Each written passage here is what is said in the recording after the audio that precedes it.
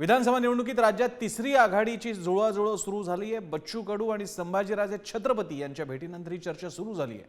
कशी असू शकते ही तिसरी आघाडी आणि या आघाडीचा लाभ कोणाला होणार, पाहूयात विशेष रिपोर्ट।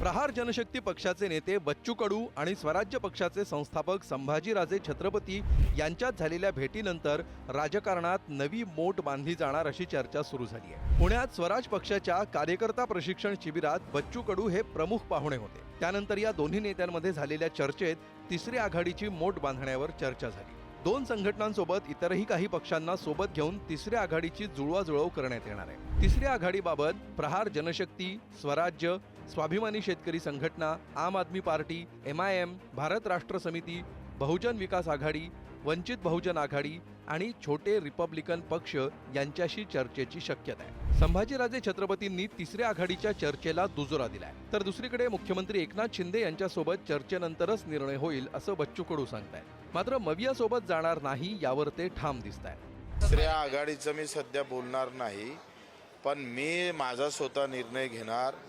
मी स्वतः शेतकरी म्हणून लोकांसमोर जाऊ, कष्टकरी मजूर म्हणून लोकांसमोर जाऊ, पण त्या अगोदर आम्ही मुख्यमंत्र्यांसोबत बैठक घेणार। त्या बैठकीमध्ये ते काय म्हणतं ते पाहू।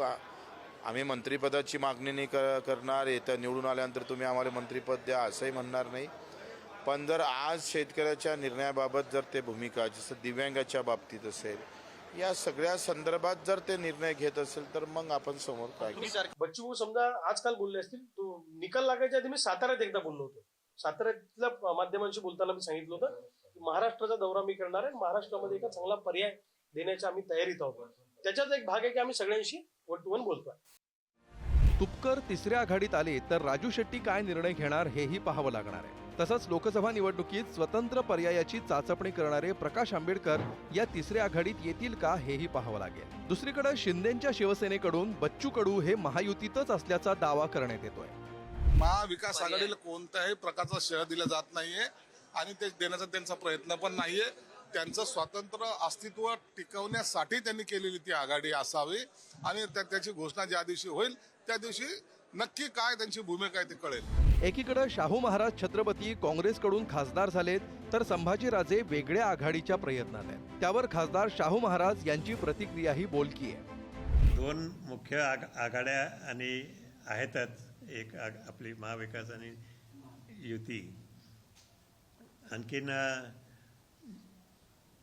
जास्तीत जास्त प्रश्न त्या दोघांमध्ये सुटण्याची शक्यता आहे आणि तिसऱ्या आघाडीचाही जर झालीच तशी काही त्याचा उपयोग कदाचित होईल।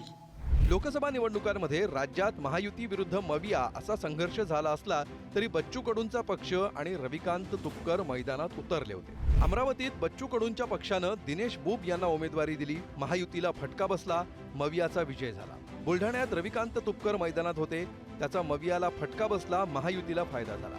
संभाजीराजे छत्रपती यांचा स्वराज्य विधानसभेत पहिल्यांदाच मैदानात उतरतोय।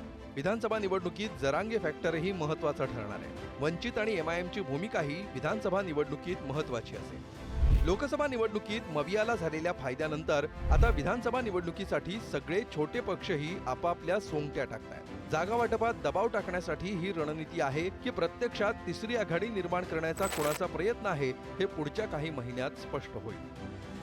ब्युरो रिपोर्ट, पुढारी न्यूज, मुंबई।